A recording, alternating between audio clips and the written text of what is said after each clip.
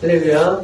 오늘도 주님이 주시는 하나님의 귀한 은혜가 우리 사랑하는 좋은 교회 모든 성도들의 삶의 자리에 충만하게 임하시기를 주님의 이름으로 간절히 축원합니다. 지난 시간 우리는 바울의 편지를 통해서 스스로를 할례파라고 주장하지만 사실 그들은 단순히 자신의 몸을 상해하는 이들밖에 되지 않는 이들, 유대인으로서 그리스도인이 된 그들을 비판하면서 진짜 할례파는 바로 우리다라는 것을 분명히 주장했다라는 것을 말씀을 통해 살펴보았습니다.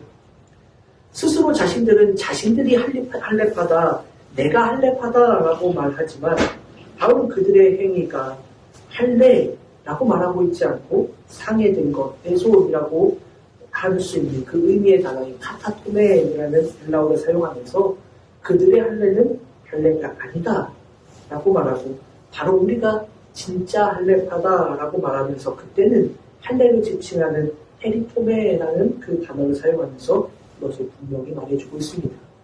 너희들이 할례파라고 스스로 말하는 것, 너희들은 그렇게 말하지만 너희들이 말하는 그 할례는 단순히 육신을 잘라내는 것, 그것밖에는 되지 않는다. 진짜 할례파가 누구냐? 바로 우리가 할례파다라고 바울은 분명히 말합니다. 그리고 그 이유가 뭐냐? 우리가 우리 스스로를 할례파라고 주장하는 이유가 무엇이냐라는 것을 세 가지 우리에게 말해주고 있습니다. 너희들은 스스로 육체를 자랑할 만하다라고 이야기하면서 이런 것들이 있으니 우리가 할례파다라고 말하고 있지만 사실 나는 그것보다 더 많은 내 육체의 자랑거리들이 있다. 너희들이 아는 바와 같이 이런 자랑거리들을 나도 가지고 있지만 그것은 아무것도 아니었다라고 바울은 본문에서 쭉 이야기해주고 있습니다. 그는 낳은 지 8일 만에 할례를 받았고 이것은 모세의 율법이 정한 것을 정확하게 지키고 있음을 바울이 말해주는 것입니다. 또 무엇을 이야기합니까? 이스라엘 족속이다. 또 그 다음은 뭐라고 이야기합니까? 베냐민 지파다. 여러분 이 이스라엘 족속이라고 말하는 이것을 주목해 봐야 합니다. 낳은 지 8일 만에 할례를 받았다라는 것은 모세의 율법을 잘 지키는 율법을 처음부터 잘 지키는 자들이었다라는 것을 말하는 것인데 사실 낳은 지 8일 만에 할례를 받았다라는 이 대목을 주목해 보면 여러분 생각해 보세요.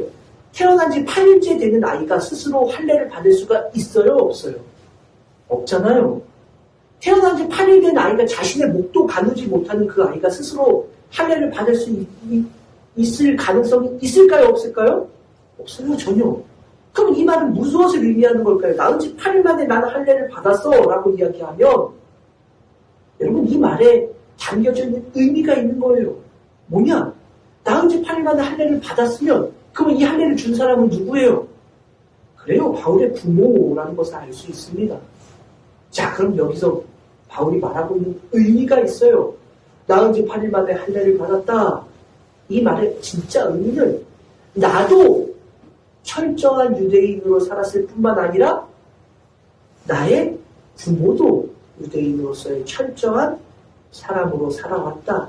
그리고 모세의 율법을 철저하게 우리 부모도 잘 지켜왔다라는 것을 바울이 이야기하는 겁니다. 근데 이 이야기를 왜 하고 있느냐? 이스라엘 족속이요라는 이 말과 연결해서 보면 우리는 그 말의 의미를 더 분명하게 알 수 있습니다. 낳은 지 8일 만에 할례를 받았으니 부모가 그 모세의 율법을 지켰다라는 것이 되고 그런데 그것과 연결해서 바울은 나는 이스라엘 족속이다라는 이스라엘 지파 유대인이다라는 것을 말하고 있는 이유가 무엇이냐? 내가 잘 알고 있는 것처럼 사도행전에서 그가 자신에 대해서 말하고 있는 것처럼 자신은 길리기아 다소라는 이방인 지역에서 태어난 사람이었기 때문입니다. 이방인 지역에서 태어난 사람이라는 것은 우리로 하여금 몇 가지를 추측할 수 있게 합니다. 그가 디아스포라 유대인, 즉 아마도 추측하건대 바벨론 포로기 이후 모든 이스라엘 백성들이 뿔뿔이 흩어졌을 그때에 많은 사람들이 흩어져 살게 되었는데 그의 그 조상 때에 아마도 그들도 흩어져서 살던 디아스포라 유대인 중에 한 그런 무리를 이루었을 것이다 라는 것을 추측할 수 있게 합니다. 그는 길리기아 다소라는 이방인 지역에서 태어났습니다. 많은 유대인들은 디아스포라 유대인들이 무슨 율법을 잘 지키며 살아가겠느냐. 또한 그는 이방인이니 이방에 살던 사람이니 그가 유대인이라고 말할 수 있을까? 왜냐하면 혼혈이 되고 섞이면 이방인들이처럼 되어버리지 않았을까? 유대인의 피는 그들에게 섞이고 섞여서 더 이상 유대인이라고 말할 수 있지 않겠다라고 많은 이들이 생각할 수 있는 겁니다. 여러분 그래요. 우리도 종종 그런 뉴스나 다큐멘터리나 이런 것을 보면 고려인이라는 이야기들을 종종 들을 때가 있는데, 고려인, 저기 카자흐스탄이나 이런 저쪽 중국 땅에 살고 있는 우리의 뿌리라고 말하는 그런 고려인들이 있습니다. 그런데 그들을 보면, 뭐 조선족도 마찬가지고, 근데 그들을 보면 외모가 어때요? 우리랑 많이 좀 다르죠. 혼혈이 되고 섞이면서 외모가 많이 다릅니다. 스스로 고려인이라고 말하고 또 조선족이라고 말하지만 많은 한국에 사는 사람들, 대한민국에 사는 사람들 중에 많은 이들은 그들을 가리켜서 우리 민족이라고 말하지 않는 사람들이 훨씬 더 많습니다. 그들은 그냥 중국 사람들이라고 말하는 이들이 더 많아요. 마찬가지로 보면 바울에게, 길리기아 다소에서 태어났던 바울에게도 똑같은 시선이 있었을 것이다 라는 것을 우리도 생각해 볼 수 있는 겁니다. 그러니 바울이 지금 말하는 나는 태어난 지 8일 만에 할례를 받았어, 그리고 이스라엘 족속이야 라고 말하는 것을 보면 무엇을 할 수 있느냐? 비록 우리가 이방인 땅에서 태어났을지라도 우리의 조상들은, 우리의 부모는 철저하게 율법을 지키면서 그렇게 이스라엘 족속으로서의 분명한 그러한 자긍심, 그 분명한 확신을 가지고 그렇게 우리들을 대대손손 양육했다라는 것을 바울이 이야기해주고 있는 겁니다. 그럼 나는 철저한 유대인이야. 바울이 그렇게 말하는 겁니다. 베냐민 지파요. 베냐민 지파 하면 우리가 흔히 생각해보는 가장 핵심적인 인물은 사울을 알 수 있습니다. 이스라엘의 초대왕이었던 사울. 베냐민 지파, 그렇게 크지 않은 지파이지만 사실 베냐민 지파는 굉장한 많은 영향력을 끼치고 있었습니다. 그런데 우리도 막 그런 얘기 하잖아요. 저는 청주안시 양절고파인데, 여러분 그래요? 무슨 지파, 무슨 어느 파, 무슨 성에 무슨 이런 파가 어디요, 본이 어디요, 이런 이야기들을 우리나라 사람들도 많이 하는데 이스라엘 백성들도 이런 것들을 많이 따지고 있다라는 것을 보게 됩니다. 그런데 이 이야기를 하면서 내가 이만큼 자부심이 있는 그런 것이다라는 것을 말하려고 하는 것이 아니라, 베냐민 지파다. 비록 디아스포라 유대인으로 살고 있지만 우리는 베냐민 지파라는 자긍심을 가지고 그는 그렇게 살아왔다라는 것을 바울은 이야기해주고 있는 것입니다. 다음에 또 뭐라고 이야기합니까? 히브리인 중에 히브리인이요. 그 다음에 또 뭐라고 이야기하죠? 율법으로는 바리새인이요. 히브리인 중에서도 완벽하게 철저하게 율법을 잘 지키는 히브리인으로, 더군다나 그는 그 많은 유대인들 중에서도 가장 율법을 맹신하고 철저하게 지켰던 바리새인, 자신은 바리새인이었다라고 그렇게 말해주고 있습니다. 자, 생각해보세요.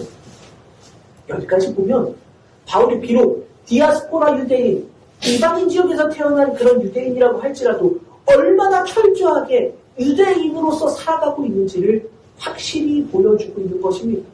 왜 우리도 그런 말을 하지 않습니까? 대한민국에 살 때는 나라를 비판하다가도 외국에 살면 애국자가 된다라는 이야기들을 하잖아요. 그런 것처럼 더 열심히 나는 유대인으로서의 사명을 한순간도 놓치지 않고 그렇게 살았어 라는 것을 바울이 이야기하는 겁니다. 그러면서 교회를 철저하게 박해했던, 그리고 율법의 의로는 흠도 찾을 수 없는 그렇게 율법에 온전한 사람이었다라는 것을 바울은 이야기합니다. 너희들이 스스로 나는 할례파다라고 말하면서 나의 자랑거리들 이런 것들이 있으니 나는 할례파야라고 말하는 그들을 향해 자 보아라, 나는 너희들보다 오히려 더 많은 자랑거리가 있어 라고 바울이 그렇게 이야기하지만, 그러나 이것은 나를 자랑하려는 것이 아니라 이것이 아무것도 아니더라 라는 것을 바울이 바울이 말하기 위해서 지금 이야기하는 겁니다. 너희들이 이런 것들이 있어서 할례파라고 이야기하지만 나는 그것보다 더 많은 것을 가지고 있어. 그러나 그것들은 다 아무것도 아니야. 그것이 진짜 할례파라고 말할 수 있는 근거가 되지 않아. 라고 바울은 그렇게 말하고 있습니다. 그러면서 진짜 할례파라고 말할 수 있는 그 근거는 바로 여기에 있다라고 하면서 뭐라고 이야기합니까? 3절 하나님의 성령으로 봉사하며 그리스도 예수로 자랑하고 육체를 신뢰하지 아니하는 우리가 곧 할례파라라고 바울은 이야기해 준 겁니다. 이것들이 우리가 할례파라고 말하는 근거가 되지 못해 바로 이것만이 우리가 할례파라고 자랑할 수 있는 증거, 근거가 되는 거야. 하나님의 성령으로 봉사하는 것, 또 그리스도 예수로 자랑하는 것, 육체를 신뢰하지 아니하는 것, 바로 이것이 할례파라고 말할 수 있는 증거가 돼 라고 바울은 그렇게 말해줍니다. 그리고 지난 시간 우리는 그 첫 번째 하나님의 성령으로 봉사하며 라는 그 말씀의 의미가 무엇인지를 우리가 함께 나누었습니다. 누가 진짜 그리스도인인가 라고 말할 때 첫 번째 하나님의 성령으로 봉사하는 우리가 진짜 할례파, 진짜 그리스도인이다 라는 것을 말해 줍니다. 우리가 지난 시간에 살펴보았으니 이 말씀은 더 깊게 이야기하지 않겠지만 이 봉사하다라는 단어가 원래 라트리오 예배하다라는 단어라는 것을 우리가 함께 나누어 보았습니다. 그러니 하나님의 성령으로 예배하는 예수님의 말씀처럼 영과 진리로 예배하는 자를 하나님이 찾으신다라는 그 말씀처럼 하나님의 성령으로 예배하는 바로 그가 지금 오늘날 우리의 표현대로 따지자면 참된 예배자가 진짜 할례파고 진짜 그리스도인이다라는 것을 바울이 우리에게 말해주고 있습니다. 그러니 사랑하는 성도 여러분, 참된 예배자가 되십시오. 어떠한 상황에서도 예배가 흔들리지 아니하는 믿음의 자녀들이 되시기를 바랍니다. 그 참된 예배자만이 나는 진짜 그리스도인이다라고 고백할 수 있는 그 증거다라는 것을 결코 잊지 아니하 어떠한 상황에서도 예배의 자리, 어떠한 상황에서도 참된 예배자로서 있는 복된 주님의 자녀들이 되시기를 바랍니다. 코로나 상황 속에서 참 어렵고 힘든 상황들이지요. 예배를 드리기에 어려운 상황들이 우리의 자리에 많이 놓여 있습니다.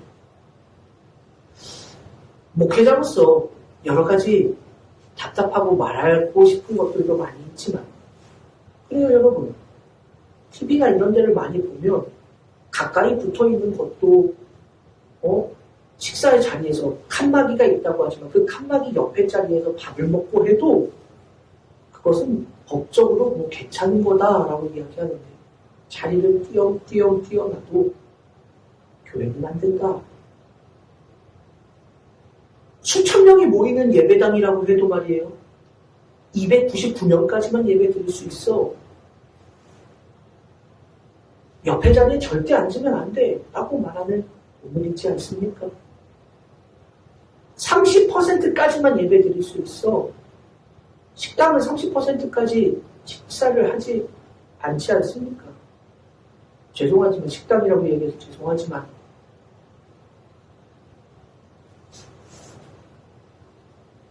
그래요. 오늘날 상황이 그렇습니다. 그렇지만 말하고 싶은 것도 많고 답답한 것도 많지만 그러나 여러분 이런 상황 속에서라도 참된 예배자로서 있는 믿음의 자녀들이 되시기 바랍니다. 우리의 상황이 어떠하든지 조건이 어떠하든지 참된 예배자로 그곳이 혹 내 방이라고 할지라도 아니면 직장의 한 켠이라고 할지라도 참된 예배자로서 하나님의 영으로 성령으로 예배하는 참된 예배자로서 내가 진짜 그리스도인이다라는 것을 고백할 수 있는 복된 주님의 자녀들이 되시기를 간절히 소원합니다. 자, 두 번째, 오늘 우리가 살펴볼 누가 진짜 그리스도인이냐라고 말할 때 그 두 번째 증거가 뭐냐? 바울은 그리스도 예수 안에서 자랑하는 이들, 바로 그가 진짜 할례파, 진짜 그리스도인이다라고 우리에게 말해주고 있습니다. 자랑하다라는 이 단어를 보면 1차적으로는 자랑하다, 뽐내다라는 의미를 가지고 있는 단어입니다. 그런데 이 단어에 또 다른 의미가 있는데 기뻐하다라는 단어입니다. 이 의미도 이 단어가 가지고 있습니다.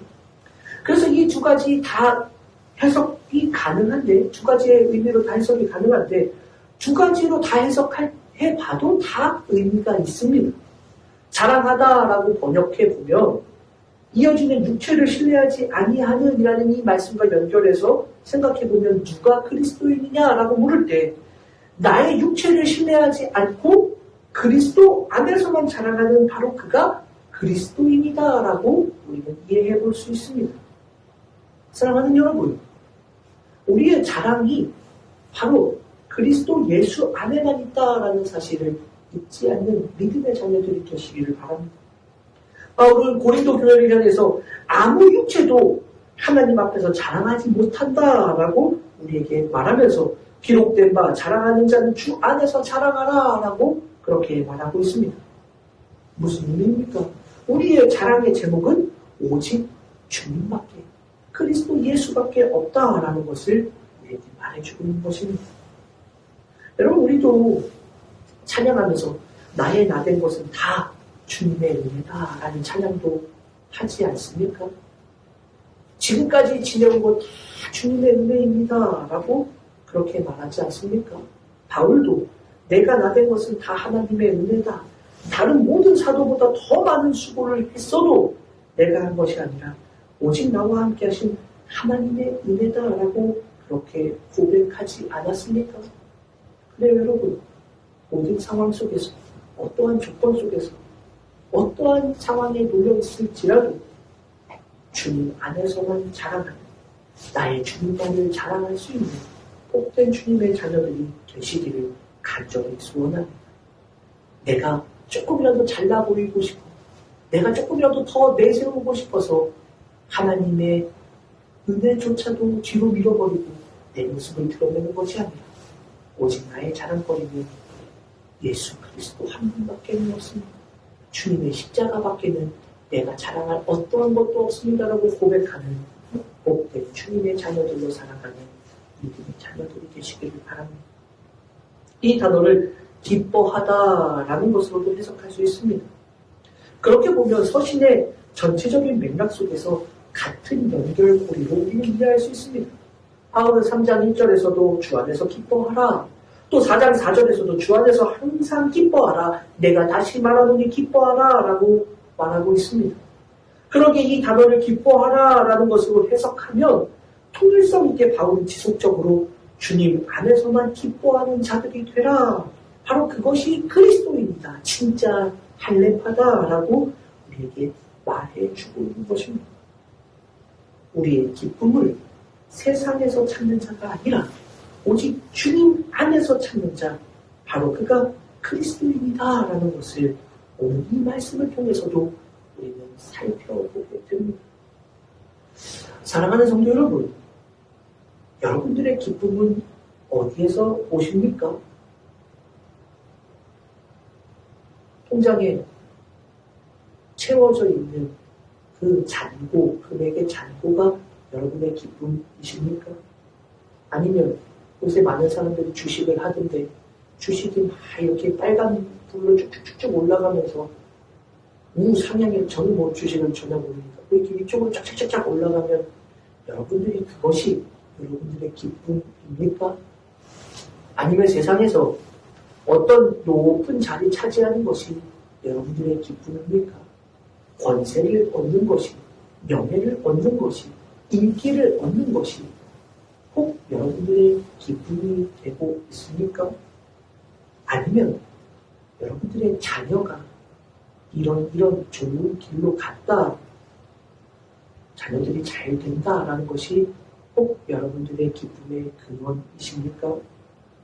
진짜 그리스도인의 기쁨은 바로 주님 안에서만 얻을 수 있다라고 말하는 바울의 이 말씀을 오늘도 분명히 새겨들을 수 있기를 간절히 소원합니다. 사람을 보며 세상을 볼 때 만족함이 없습니다. 난리하다니 그 문을 열 때 나는 만족하였네 라는 그 찬양의 가사처럼 우리도 그렇게 찬양을 하기도 하지만 우리의 인생의 자리에서 정말 세상의 만족이 없어도 세상의 기쁨이 끊어졌어도 세상의 모든 그 자랑할 만한 모든 것들 기쁨이 되어주고 만족이 되어주고 바라고 소망하던 모든 것들이 다 끊어졌어도 진짜 주님 한 분만으로 나는 만족하였네 라고 고백할 수 있는 바로 그가 진짜 그리스도입니다 라고 바울이 이야기해주고 있다라는 것을 우리도 기억하시기 바랍니다. 사랑하는 여러분, 어쩌면 우리는 세상에 살아갈 때에 세상적으로는 자랑할 것도 만족할 만한 것도 세상적으로는 높이 인정받을 만한 그 어떤 것도 없는 인생일지도 모릅니다. 우리의 인생의 자리에서 그러한 것들이 하나 없는 사실 그러한 삶을 살아가고 있는 우리일지도 모릅니다. 그러나 비록 그러할지라도 주님 한 분만으로 기뻐하고 주님 한 분만으로 만족하고 주님 안에서만 자랑하는 복된 믿음의 자녀들이 되시길 주님의 이름으로 간절히 축원합니다. 바로 그것이 내가 진짜 그리스도입니다 라고 고백할 수 있는 두 번째 증거가 된다라고 바로 우리에게 분명하게 말해주고 있습니다. 아무 것이 없어도 세상에 그 어떤 것들이 내게 존재하지 않아도 오직 주님만을 자랑하고 오직 주님 안에서만 기뻐하며 영원한 하나님 나라의 선물을 우리에게 허락해 주신 바로 그 주님을 바라보며 주님을 자랑하고 기뻐하는 복된 주님의 자녀들로 저도 우리 사랑하는 성도님들도 살아갈 수 있게 주님의 이름으로 간절히 축원합니다. 세 번째 마지막으로 누가 진짜 그리스도인이냐 누가 진짜 할례파냐 라고 말할 때 바로 그 증거가 무엇이냐라고 물어보면 세 번째 바울은 육체를 신뢰하지 않는 이들 바로 그가 진짜 할례파고 진짜 그리스도인이다 라고 우리에게 말해주고 있습니다. 육체를 신뢰하지 않는다 바로 그가 진짜 그리스도인이다 라고 말하고 있는데 1차적으로 육체를 신뢰하는 그 일을 바울이 율법에 대해서 이야기하고 있기 때문에 육체를 신뢰하는 이들은 바로 유대인들을 말하는 것이고 율법의 메인 유대인들 그들이 아니라 진짜 그리스도인 율법의 메인 유대인들이 아니라 바로 우리가 그리스도입니다 라는 것을 바울이 여기서 힘주어 말하고 있는 것입니다.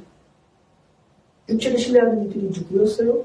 스스로 할례파라고 말하는 그들 율법의 메인 유대인 그리스도인들 아니었습니까? 그러니까 바울은 여기서 명확하게 육체를 신뢰하는 너희들은 그리스도인이 아니야 라고 말하면서 진짜 그리스도인은 육체를 신뢰하지 않는 바로 우리들이야 라고 바울은 말해주는 겁니다. 자, 그런데 여기서 우리가 단순히 넘어가지 말아야 될 중요한 의미가 몇 군데에 남겨져 있습니다. 무엇이냐? 이 단어 육체를 신뢰하다라고 할 때 이 신뢰하다라는 이 단어는 희망을 걸다라는 의미, 더 나아가서는 믿다라는 의미를 가지고 있는 단어입니다. 또 육체라는 이 단어가 육체, 우리의 몸, 육체만을 말하는 것이 아니라 이 단어의 포괄적 의미가 있는데 이것은 뭐냐? 인간 혹은 세상 생활 또는 세상 물질이라는 의미까지도 담고 있습니다. 자, 그렇게 보면 이 단어의 의미들을 조합해서 보면 바울의 이 말은 단순하게 내 몸을 신뢰하는 내 몸을 정말로 신뢰할 만한 내 몸을 자랑할 만한 그런 것들만 의미하는 것이 아니라 바울은 이 세상을 인간을 물질을 믿고 거기에 희망을 걸어놓는 것 바로 여기까지 바울은 이야기하고 있음을 우리는 알 수 있습니다. 그럼 이 말씀을 생각해보면 그런 거예요. 사랑하는 성도 여러분, 이 말씀의 진짜 의미는 내 육체를 신뢰한다라는 것을 넘어서서 무엇이냐? 누가 진짜 그리스도인이냐라고 물을 때 세 번째 바울은 이런 사람이 진짜 그리스도인이라고 말할 때 이 말의 의미는 무엇이냐? 인간을 이 세상의 물질을 신뢰하고 그것에 희망을 걸어두지 않는 자들, 바로 그가 그리스도입니다 라고 말해주고 있는 것입니다. 세상을 믿고, 세상을, 인간을 믿고, 물질을 믿고, 그것에 희망을 걸고, 그것을 바라보는 이들, 그들은 그리스도인이 아니고, 진짜 그리스도인은 인간도, 세상도, 물질도 그것을 믿고 신뢰하고 그것에 희망을 거는 것이 아니라 오직 주님만을 믿고 신뢰하며 주님에게만 희망을 걸어두는 바로 그가 그리스도인이다 라고 우리에게 말해주고 있는 것입니다. 여러분, 정말 중요한 말입니다. 사랑하는 여러분, 여러분은 무엇에 희망을 걸어두고 무엇을 믿고 살아가고 계십니까? 특별히 코로나 시대를, 이제 3년째 들어가는 코로나 시대를 살아가면서 참 무엇을 믿을 만하고 무엇에 희망을 걸어둘 만한 것들을 찾아보기는 어려운 시대이지만, 그러나 우리는 세상을 살아가면서 우리의 희망을 걸어놓는 것들을 발견하게 됩니다. 여러분들은 무엇을 희망하고 무엇에 희망을 메워놓고 그렇게 살아가고 계십니까? 여러분은 물질입니까? 여러분이 가지고 계신 아파트의 집값이 올라가는 것을 여러분의 희망으로 삼고 계십니까? 내가 가지고 있는 무엇이 여러분의 희망이 되고 있지는 않습니까? 혹은 내가 알고 있는 인맥이 내가 어떤 삶을 살아갈 때, 어떤 영화를 보니까 내가 어떤 문제를 만났을 때, 이 세상 살아가면서 어떤 상황, 어려운 순간, 절박한 순간, 아무것도 해결되지 않는 그 순간에 내가 누군가에게 부탁할 수 있는 그 사람 한 명을 만들어 놓는 것, 그것이 내가 해야 될 일이라고 말하던 어떤 영화의 대사처럼 말이에요. 내가 무슨 문제를 만났을 때 힘겹고 어려운 순간에 이 사람에게 전화하면 다 해결될 것 같아라는 그 사람에게 내 희망을 걸어주고 살아갑니까? 어쩌면 내 자녀들 잘 키워서 이 자녀들이 나의 희망이 되겠지. 여러분들은 그렇게 살아가고 계십니까? 여러분들 자녀가 여러분들의 희망이 되어가고 있는 그러한 삶을 살아가는 것도 우리의 삶의 자리에서 보게 되지 않습니까? 물질도 그러하지요. 이만큼 채워놓으면, 이 정도 갖고 있으면 내 노후가 행복하겠지, 순탄하겠지. 그래서 그 물질을 쌓아놓는 것이 젊은 시절 내 인생에 정말 희망이 되고 그것에 내 희망을 걸어놓는 그러한 인생도 있지 않습니까? 그러나 그것은 진짜 그리스도인이 아니야 라고 바울은 말해주고 있습니다. 진짜 그리스도인이 누구냐? 바로 그렇게 세상의 인간의 물질에 내 희망을 걸어두고 그것을 나의 믿음으로 살아가는 자들이 아니라 주님께만 소망을 두고 주님께만 내 희망을 걸어두고 주님만이 나의 믿음이 되는 바로 그 사람, 그가 진짜 그리스도인이다 라고 우리에게 말해주고 있습니다. 그래요, 여러분들 인생에 지금껏 무엇이 소망이 되었는지, 무엇이 내 희망이 되었는지 각자 아마 있을지도 모르겠습니다. 그러나 여러분, 오늘 이 말씀을 통해 우리의 신앙의 자리를 다시금 돌아보며 우리의 희망을 오직 주님께만 걸어놓는 복된 주님의 자녀들이 되시기를 간절히 소원합니다. 오직 예수님께만, 오직 하나님께만 내 소망을 걸어두고 그 소망을 붙잡고 주님만을 의지하며 주님만을 믿음으로 이 세상 아무것도 없어도 이 세상에 연약한 자들이요 바로 주님만을 붙잡고 살아가는 그가 진짜 그리스도인이라고 말하는 이 고백이 바울의 고백만이 아니라 초대교회 빌립보 교회의 고백만이 아니라 오늘 믿음의 길을 걸어가는 저와 여러분들의 고백이 되기를 바랍니다. 사랑하는 여러분, 누가 진짜 그리스도인입니까? 무엇이 우리가 그리스도인입니다라는 것을 증명해주는 증거가 됩니까? 참된 예배자, 하나님을 예배하는, 하나님의 성령 안에서만 예배하는 그가, 참된 예배자로 서 있는 그가 진짜 그리스도인입니다. 누가 진짜 그리스도이냐? 어떤 것이 그리스도인의 증거가 되느냐? 오직 이 세상의 것이 아니라 주님만을 자랑하고 주님 안에서만 기뻐하는 바로 그가 진짜 그리스도인입니다. 누가 진짜 그리스도인이고 그리스도인이라고 말할 수 있는, 진짜 그리스도인이라고 말할 수 있는 증거가 무엇이냐? 세상의 어떠한 것들이 아니라 오직 주님만을, 주님께만 소망을 두고 주님만을 신뢰하며 주님만을 믿는 바로 그가 진짜 그리스도입니다. 바로 이것, 이 세 가지가 우리로 하여금 그리스도인이라고 말할 수 있는 증거가 된다라는 이 말씀을 우리 신앙의 자리에서 놓치지 않으라. 진짜 그리스도인으로 살아갈 수 있는 복된 주님의 자녀들이 될 수 있게 주님의 간절히 축원합니다. 기도하겠습니다. 하나님 감사합니다. 진짜 그리스도인의 증거는 여기에 있다라고 바울에게 말해줍니다. 참된 예배자, 하나님만을 자랑하는, 하나님만을 기뻐하는 그 세상을 신뢰하고 세상에 소망을 걸어두는 자가 아니라, 이 세상의 것에 자신의 희망을 내어놓는 자가 아니라 주님께만 소망을 두는 바로 이것이 진짜 그리스도인의 증거가 된다라고 우리에게 말씀해 주셨습니다.